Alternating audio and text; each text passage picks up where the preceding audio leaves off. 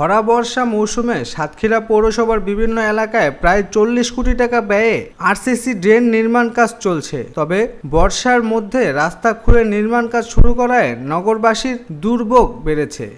রাস্তা ঠিক মতো হচ্ছে না, ড্রেন রাস্তা চলাচল করতে পারছি না, চলাচল করে বাচ্চা কাছে দুর্ভোগ হচ্ছে, রাস্তা ক্লিয়ার করতেছে না, তবে ড্রেন ভালো হচ্ছে না। সমস্যা ড্রেন সরু নিচু হয়ে যাচ্ছে, ড্রেন করে কি লাভ?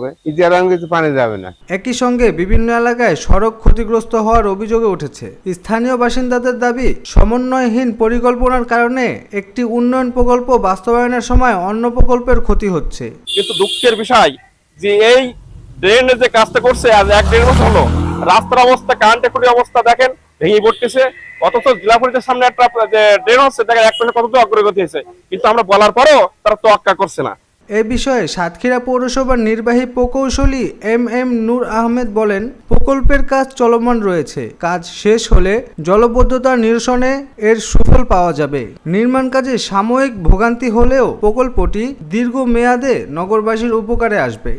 সাতক্ষীরা পৌরসভা জলবদ্ধতা নিরসনে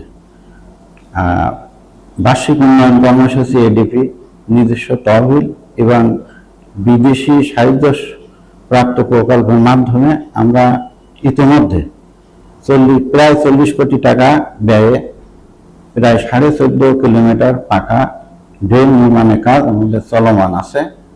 ইতিমধ্যে প্রায় 25% কাজ আমাদের সমাপ্ত হয়েছে, বাকি কাজ চলমান আছে।